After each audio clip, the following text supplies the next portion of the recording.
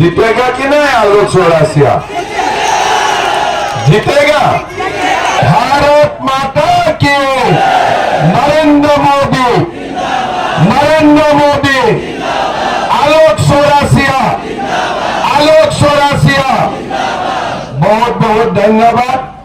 सभा में हमारे बीच में विराजमान हमारे वरिष्ठ नेता श्याम नारायण दुबे जी, अमलेश दुबे जी, भीषम चौरासिया जी, अखिलेश तिवारी जी, रघुराज पांडे जी, रामलाल चौरासिया जी, सतीश कुमार जी, बबलू गुप्ता जी, शैलेंद्र कुमार सालू जी, विकास चौरासिया जी, वीरेंद्र गुप्ता जी, शशि भूषण पांडे जी, सिकंदर चौधरी जी, प्रेमलाल चौधरी जी, देवेंद्र तिवारी जी, बाबन तिवारी जी, मुरी पांडे जी, धीरेन्द्र दुबे जी, भीमसेन जी, कवि शर्मा जी, शंभू पासवान जी, माताओं, पिताओं, भाइयों और बहनों, सबसे पहले मैं आप लोगों को यही बताना चाहूंगा कि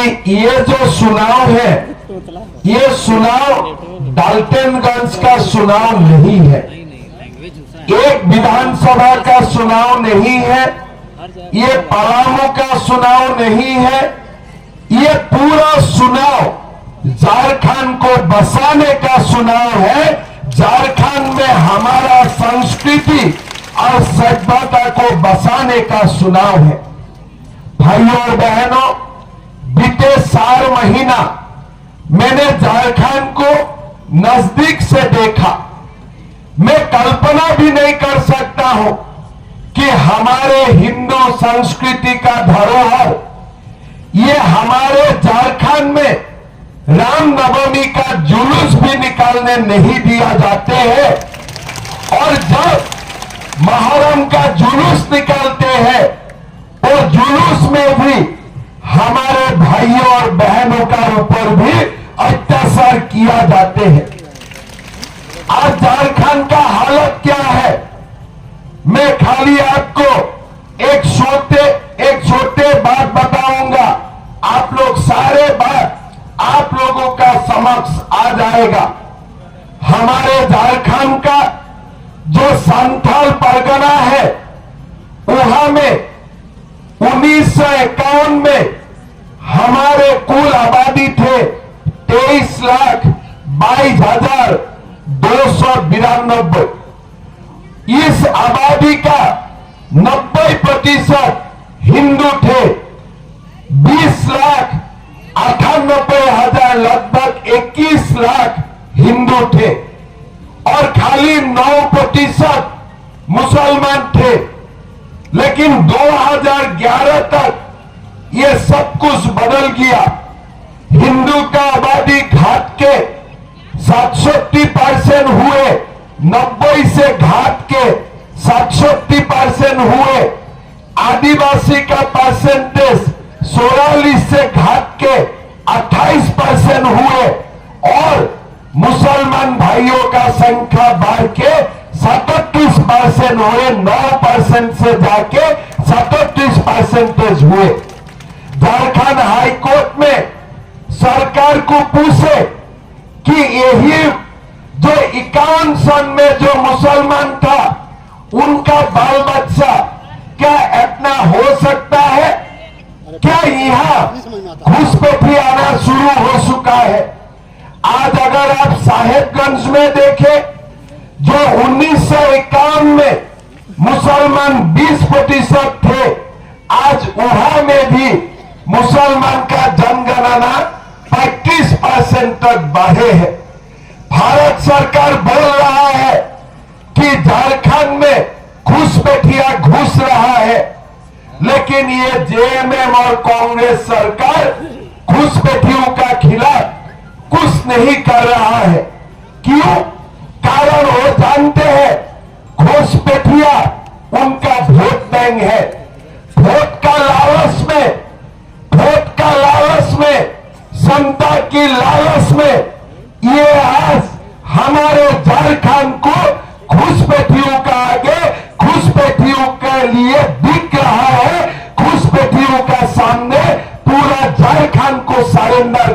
काट दिया है ये लोग। भाइयों और बहनों, अगर 10 साल और जाए तो आज पाकुड़, साहेबगंज, देवघर में जो हो रहा है वही पलामू में भी होने जा रहा है, वही हजारीबाग में भी होगा। पूरा हमारे झारखंड को खा जाएगा। ये चुनाव है, हमारे झारखंड को बसाने का चुनाव है।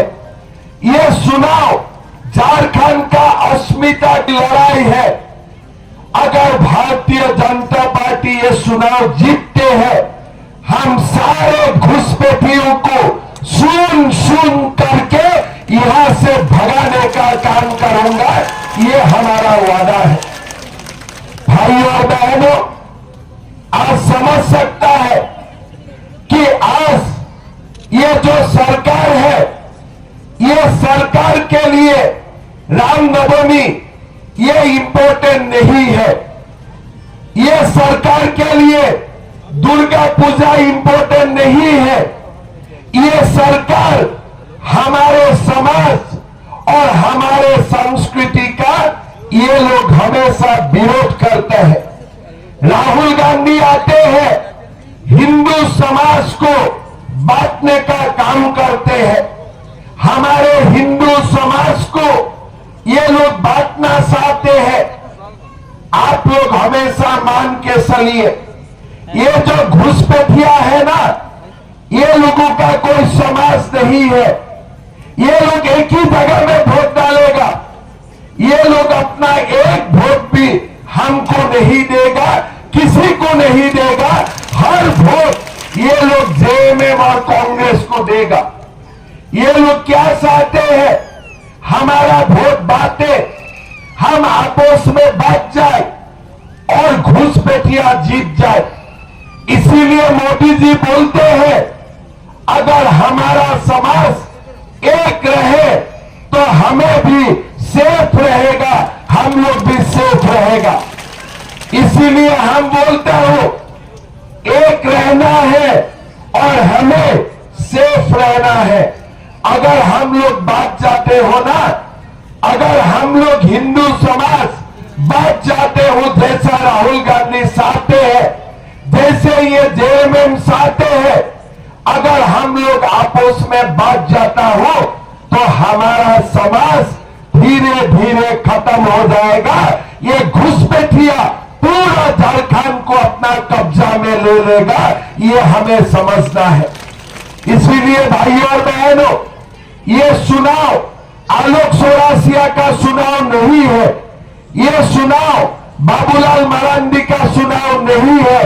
ये चुनाव हमारा अस्मिता का चुनाव है। ये चुनाव झारखंड को बसाने का चुनाव है।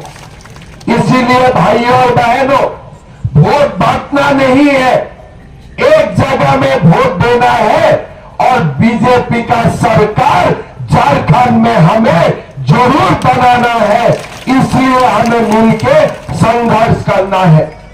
भाइयों और बहनों, ये सरकार ने हमें क्या दिया?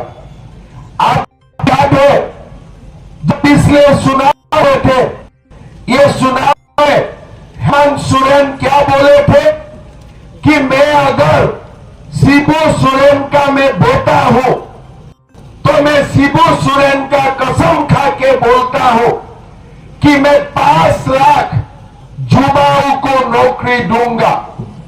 मैं आप लोगों को पूछना चाहूंगा, डाल्टनगंज में किसका किसका घर में नौकरी हुआ? थोड़ा हाथ उठाइए तो।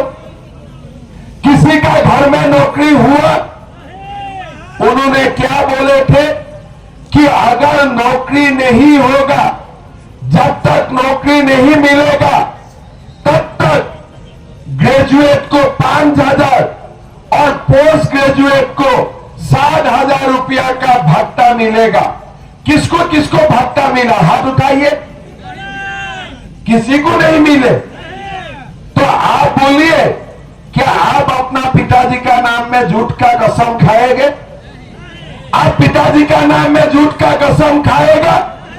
देखिए, आप लोग पिताजी का नाम में झूठा कसम नहीं खाएगा, लेकिन झारखंड का मुख्यमंत्री हेमंत सोरेन अपना पिताजी का नाम में भी झूठ का कसम खा सकता है।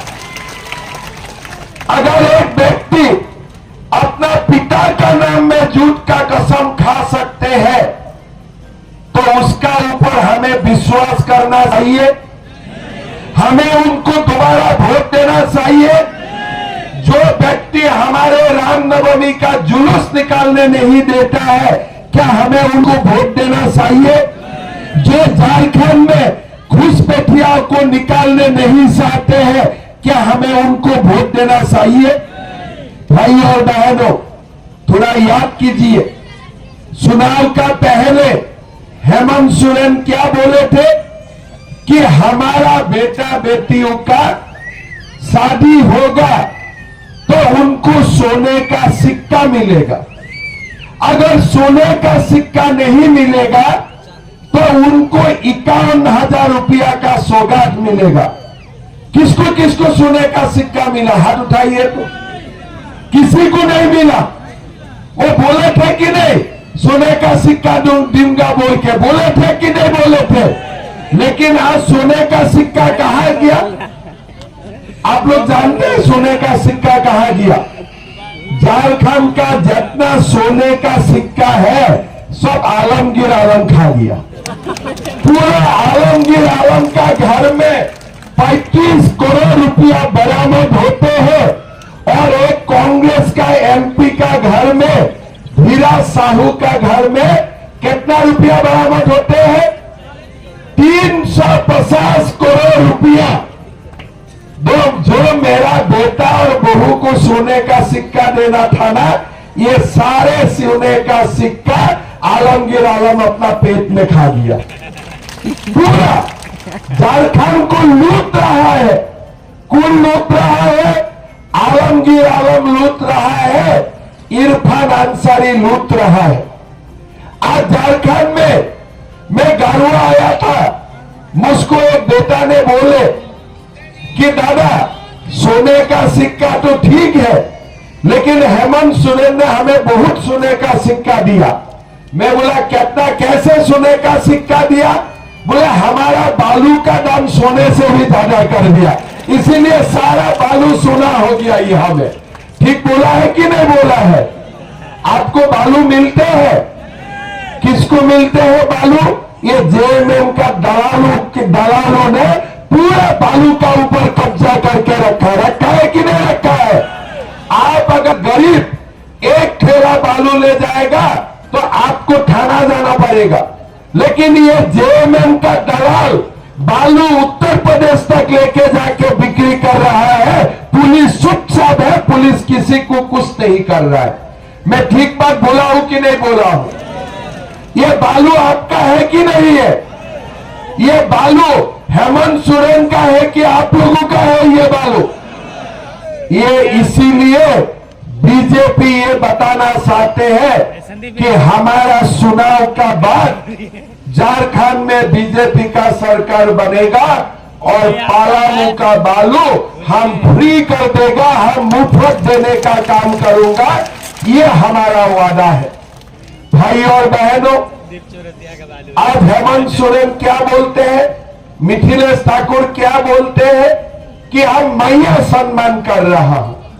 मैं आप लोगों को, मां लोगों को पूछना चाहता हूं, अगर घर में मेरा बेटा बेटी को नौकरी नहीं मिलते हैं, रोजगार नहीं मिलते हैं, आप मैया का सम्मान होते हैं क्या? कोई मां खुश रह सकता है क्या? आज झारखंड में रोजगार नहीं मिलते हैं, एग्जाम होते हैं, क्वेश्चन पेपर पहले ही लीक कर दिया जाते हैं, सीजीएल एग्जाम नहीं होते हैं, जेपीएससी का चेयरमैन का भी नियुक्ति नहीं होते हैं। भारतीय जनता पार्टी ने यह निर्णय किया है कि चुनाव का तुरंत बाद हम सीजीएल एग्जाम रद्द कर दूंगा और जो लोगों ने सीजीएल एग्जाम का नाम में घपला किया, ये लोगों को धक्का मार मार के जेल के अंदर करूंगा, धक्का मार मार के वो लोगों को जेल के अंदर करूंगा, ये हमारा वादा है। भाई और बहनों, झारखंड सरकार में 2,87,000 पोस्ट वैकेंट है। अगर जेएमएम चाहते थे, ये मिथिलेश ठाकुर चाहते थे, कम से कम 3 लाख माओं को सम्मान कर सकते थे। 3 लाख बेटाओं का नौकरी हो जाने से 3 लाख माता पिता का सम्मान होते थे कि नहीं होते थे? लेकिन ये लोगों ने नौकरी नहीं दिया। हम आप लोगों को वादा करता हूं, बीजेपी का सरकार आएगा, बिना खर्ची, बिना पर्ची हम 3 लाख बेटा बेटियों को नौकरी देने का काम करूंगा। ये हमारा वादा है। भाई और बहनों, सरकार आएगा, जेपीएससी का अध्यक्ष भी हम नियुक्त करवाऊंगा और जेपीएससी का रिजल्ट भी हम देने का काम करूंगा। भाई और बहनों, ये लोग मैया सम्मान का बात करते हैं, लेकिन मैं आप लोगों को पूछना चाहता हूं, बुजुर्ग का पेंशन 5 महीना से घर में आ रहा है क्या?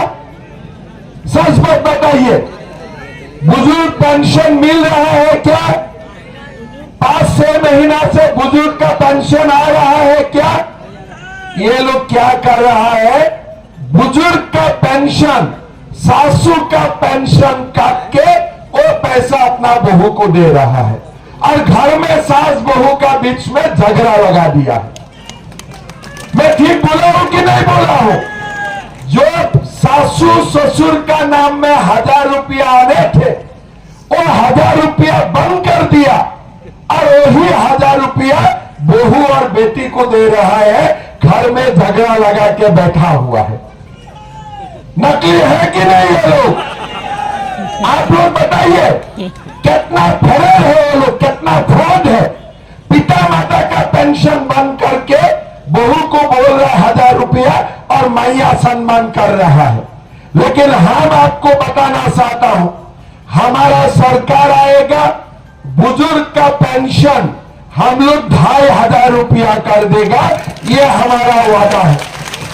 और 2500 रुपया बुजुर्ग का पेंशन होगा और साथ में हमारे बहू बेटियों को भी गोगो दीदी सम्मान में 2100 रुपया प्रति मास हम बैंक में देने का काम करूंगा। हम भी बोल सकते थे कि गोगो दीदी दूंगा, लेकिन मेरा मालूम है ये गोगो दीदी का नाम में मेरा बुजुर्ग का पेंशन नहीं कम होना चाहिए। इसीलिए हमने बोला कि सासू का अकाउंट में भी 2500 रुपया जाएगा और बहू का अकाउंट में भी 2100 रुपया जाएगा। घर में सासू बहू का झगड़ा वगैरह नहीं होगा। ठीक बोला हूं ना? एक बात बताइए तो, सहारा में किसका किसका पैसा फंसा हुआ है? बाप रे, सबका पैसा फंसा हुआ है। आपका कितना फंसा हुआ है? 13,500। आपका 2,000। आपका 2.5 लाख। बाप रे, ये 6 लाख, पीछे एक 6 लाख बैठा हुआ है। हमने जो, मैं 4 महीना पहले मैं जब झारखंड में आए, मेरा मालूम नहीं था ये सहारा का कहानी। मुझको एक ड्राइवर ने, मेरा जो गाड़ी चलाते हैं ड्राइवर ने बोला कि सर मेरा 10 लाख रुपया सहारा में फंसा हुआ है। कैसे? बोले हमने पैसा जमा कर दिया, बेटी का शादी के लिए जो पैसा रखा था वो जमा कर दिया और अभी कंपनी बंद हो गया, हमारा पैसा बंद हो गया। हमने प्रधानमंत्री जी को जाके बोला, गृह मंत्री जी को जाके बोला कि झारखंड में हमें गरीबों का साथ देना चाहिए, मध्यम वर्ग को हमें साथ देना चाहिए। अभी गृह मंत्री जी ने राशि में उन्होंने घोषणा किया, हमारा मैनिफेस्टो में भी हमने लिखा कि हम जो भी झारखंड का गरीब मध्यम वर्गीय फैमिली ने जो भी सहारा में रुपया जमा किया था, हम लोग पाई पाई उनको लौटा देने का काम करूंगा, ये हमारा वादा है। भाई और बहनों, आपको सहारा का पैसा वहां पास करना हमारा जिम्मेदारी होते हैं। आज जेएमएम सरकार कुछ नहीं किया, कांग्रेस ने कुछ नहीं किया, लेकिन हम आपको सच्चे दिल से वादा करता हूं कि सहारा का पैसा पाई पाई पैसा आप लोगों को लौटाने का काम हम लोग करूंगा, ये भी हमारा वादा है। भाई और बहनों, हमारा सरकार आएगा, हमारा पूरा माताओं को हमने ये निर्णय किया हो कि गैस का जो सिलेंडर है हम 500 रुपया में देने का काम करूंगा और साल में 2 गैस सिलेंडर हम मुफ्त में देने का भी काम करूंगा, ये भी हमारा वादा है। भाई और बहनों, 21 लाख प्रधानमंत्री आवास योजना हम लोग बनाऊंगा और साथ में ये भी हमारा वादा है कि हम बालू गरीबों के लिए, मध्यम वर्ग के लिए मकान बनाने के लिए बालू हम फ्री में देने का काम करूंगा, ये भी हमारा वादा है। भाई और बहनों, आज झारखंड में जब भी सोरेन सरकार आए हमें 5,000 रुपया नहीं दिया, 7,000 रुपया नहीं दिया। माताओं को चूल्हे का खर्च 2,000 रुपया देने का वादा किया था, कुछ नहीं किया था। गरीब महिलाओं को आधार कार्ड में 50,000 रुपया लोन देने का बात किया, वो भी नहीं किया। विधवा माताओं को पेंशन 2,500 रुपया करेगा, वो भी नहीं किया। सरकार बनने पर 72,000 रुपया देने का बात किया था, वो भी नहीं किया। सोने का सिक्का भी उन्होंने हमें नहीं दिया, सब आलमगीर आलम खा गया। और कल्पना जी क्या बोलते हैं, इतना वादा खिलाफी का बाद कल्पना जी बोलते हैं कि हेमंत सोरेन सबसे बढ़िया मुख्यमंत्री है।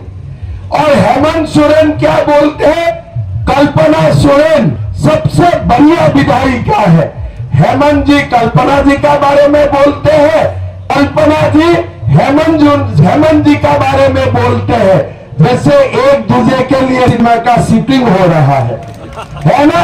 तो आज आप झारखंड का टीवी देखो, जेएमएम का मीटिंग देखो, हेमंत कल्पना का बारे में बोलता है, कल्पना जी हेमंत का बारे में बोलते हैं। और कुछ कोई किसी को और बोलने का अधिकार नहीं है। 3 दिन पहले छठ पूजा का समय मैं भी घर में गया था, 4 महीना से झारखंड में ही हूं। एक बार मैं घर गया, घर में मैं सोचा बीबी अच्छा से खाना वाना पका के खिलाएगा। बीबी रूठे हुए थे, बीबी ना रोटी खिला रहे थे ना सब्जी खिला रहे थे। मैं बोला क्या हुआ, बोले तुम झारखंड में कुछ सीख के आया है क्या। मैं बोला क्या सीखना था, मैंने पीताम्बर नीलांबर का बारे में सीखा, सिद्धू कानू का बारे में सीखा, बिरसा मुंडा का बारे में सीखा। अरे वो सरो पत्नी को कैसे सम्मान करना है वो सीखा क्या। बोले भाई कैसा है, बोले देखा नहीं हेमंत सोरेन ने कल्पना को विधायिका बना दिया, हम का विधायिका बनेगा। मैं बोला बाप रे, ये कल्पना जी का बीमार देश का हर मुख्यमंत्री का परिवार में लग चुका है, सबको अभी एमएलए बनना है। हम बोला मोदी जी में ये नहीं होगा, ये एक दूसरे के लिए सिस्टम बीजेपी में कभी नहीं होगा। तुम भूल जाओ, साहेब मुझे रोटी भी मत खिलाओ। तो ये आज हालत है। आज आप जाके देखो कि हेमंत जी कल्पना जी का बारे में बोलते हैं, कल्पना जी हेमंत जी का बारे में बोलते हैं। झारखंड का युवाओं का बारे में कोई नहीं बोलते हैं। झारखंड में नौकरी नहीं है, इसका बारे में कोई नहीं बोलते हैं। झारखंड में रोजगार नहीं है, उनका बारे में कोई नहीं बोलते हैं।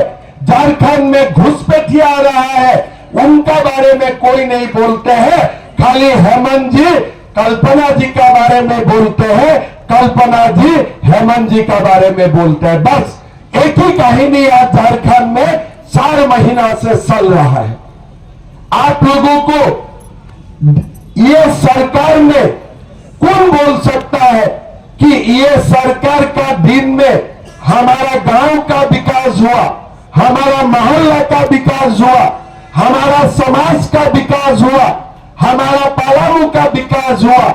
ये सरकार का दिन में कोई कुछ नहीं हुआ। ये खाली सरकार एक परिवार के लिए चल रहा है, एक परिवार के लिए चल रहा है और किसी के लिए ये सरकार नहीं चल रहा है। भाई और बहनों, डाल्टनगंज में आलोक जी ने चुनाव लड़ा है। समाज बांटना नहीं चाहिए। अगर हिंदू समाज बांटते हैं जो राहुल गांधी चाहते हैं, किसका फायदा होगा?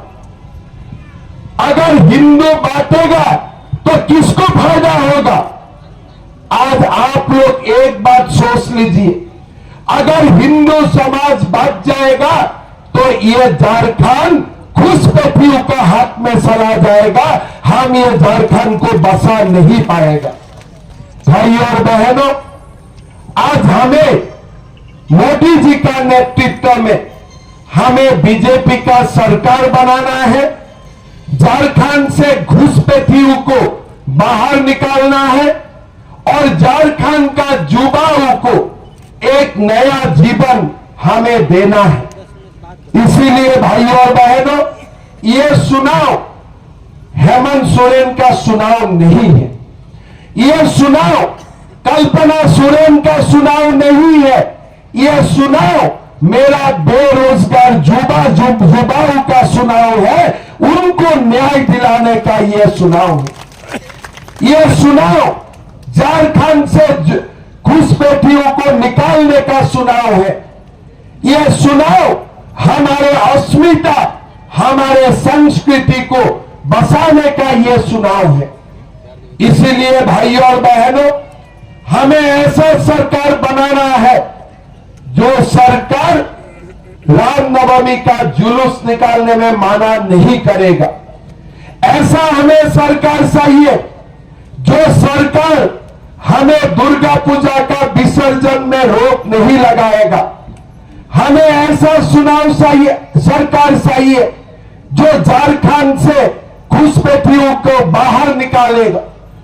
जैसे अयोध्या में राम मंदिर बना, बाबर को बाहर निकाला, ऐसे ही झारखंड से ही हम बाबर लोगों को बाहर निकालना है। ये हमारा ये चुनाव निर्णय करेगा। अगर हमारा समाज एक नहीं होते थे, क्या राम मंदिर बनते थे? राम मंदिर बनते थे? आज हमारा समाज एक हुआ, 500 साल का बाद राम मंदिर बने। अगर हमारा समाज एक रहेगा तो झारखंड से भी घुसपैठियों को जाना ही पड़ेगा, कोई रोक नहीं सकेगा। आज झारखंड का युवाओं को बिना खर्ची, बिना पर्ची हमें रोजगार देना है। झारखंड का गरीबों को मकान मिलना चाहिए।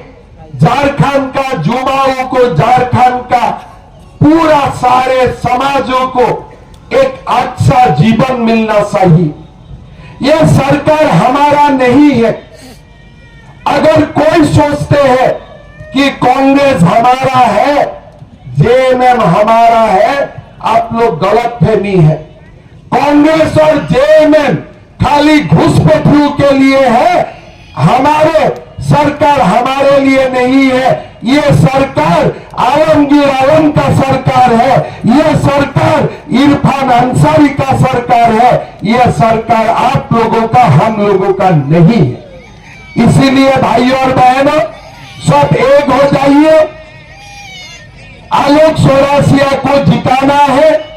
पलामू में 7 सीट में बीजेपी को जिताना है और 23 तारीख को हमें झारखंड में बीजेपी सरकार को बनाना है। बनाना है कि नहीं? हम बांटेंगे क्या अपना बीच में? हमें बांटना है क्या? बांटेगा तो काटेगा काटेगा, साथ में आलमगीर आलम राजा बनेगा। मैं तो इनडायरेक्ट बात नहीं करता हूं, मैं डायरेक्ट बात कर देता हूं। जो भी हो, हम लोग बांटेगा तो आलमगीर आलम राज करेगा। ये पूरा समाज ये लोग कब्जा कर देगा। अभी तो खाली सोने का सिक्का खा के बैठा है, आगे जाके पूरा समाज को खा जाएगा ये आलमगीर आलम, इरफान अंसारी। और झारखंड में आलमगीर आलम, इरफान अंसारी बहुत ज्यादा है। और मिथिलेश ठाकुर जैसा लोग ये लोगों का दलाली करता है और कुछ नहीं करता। दलाल है ये सब, खाली दलाली करता है और कुछ नहीं करते हैं। इसीलिए भाइयों और बहनों, हमको गोगो दीदी भी चाहिए, सहारा का पैसा भी वापस चाहिए, हमारा युवाओं को नौकरी चाहिए, रामनवमी का जुलूस भी चाहिए, दुर्गा पूजा का विसर्जन भी चाहिए, और साथ में हमारा झारखंड में हमारा समाज और हमारा संस्कृति को भी हमें बसाना है। भाई और बहनों, वोट नहीं बांटना है। मैं बार बार बोलता हूं, हमारा हिंदू में सबसे जब हमको लोग बांटना चाहते हैं, तब हमारा बीच में आके तुम ये समाज का हो, तुम वो समाज का हो, तुम वो समाज का हो। हम है, हमारा समाज है, लेकिन जैसे घुसपैठिया वोट नहीं बांटते हैं, हम भी वोट नहीं बांटाऊंगा। हम हिंदू समाज को, भारत वर्ष को विकास का ओर ले जाने के लिए एक जगह में ही हम लोग वोट डालेगा। ये हमारा संकल्प होना चाहिए। आप लोग ठीक ठाक हो ना? कितना वोट से आलोक जी जीतेगा? कितना वोट से? पहला बार आलोक भाई कितना वोट से जीते थे? 6,021। कितना पहला बार? 6,000। दूसरा बार कितना वोट से जीते? 23,000। इस बार कितना वोट से जीतेगा बताइए? कितना वोट से हो जाएगा? मैं लॉक कर दो 50, मैं 50 में लॉक कर दो। देखिए, आप, मैंने तो खाली पूछा था, 50,000 आप लोगों ने बोला है, मैं बोला हूं कि आप लोगों ने बोला है, तो मैं मानता हूं, ये सुनाओ, हम 50,000 वोट से जीत सकता हूं, और हम एक साथ मिला के आलोक जी को 50,000 वोट से हम जिता सकता हूं। इसलिए ये चुनाव हमारा समाज को बसाने का चुनाव है, हमारा युवाओं को बसाने का चुनाव है, झारखंड का गरीबों को बसाने का चुनाव है। तो ठीक है ना? मैं शांति से जा सकता हूं, 50,000 जीत जाएगा। मैं आज प्रधानमंत्री जी का राशि आ रहा है, मैं प्रधानमंत्री जी को बोलूंगा। मैं डाल्टनगंज गया था, सबसे वादा लेके आया हूं, आलोक चौरासिया 50,000 वोट से जीतेगा। ठीक है? पूरा मेरा साथ दोबारा बोलिए, भारत माता